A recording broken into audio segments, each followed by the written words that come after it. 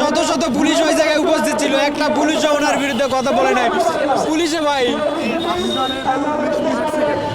আমি engineering college থেকে শাহবাগ মোড়ে যাচ্ছি, যাওয়ার পথে কয় এই রোডে তোর আসা নিষেধ, আইসোস কি কারণে?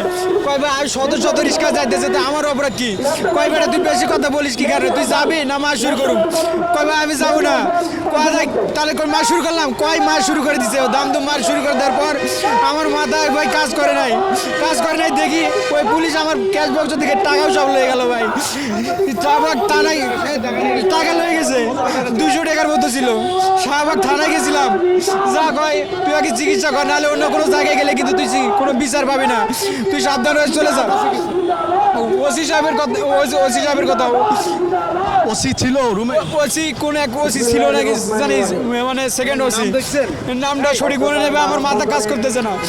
কি বলা হয়? থানা থেকে বলা হয়েছিল তুমি আগে ঢাকা মেডিকেল যাও, ঢাকা মেডিকেলে যাই আগে চিকিৎসা করো, ওখান থেকে একটা রিসিপ্ট দিবে, রিসিপ্টটা নিয়ে আমাদের কাছে আসবে। কোনো ঝামেলা করলে কিন্তু কোনো কিছুই পাবে না। আমার কথা স্টেট ফরওয়ার্ড, তুমি বুঝতে পারছো?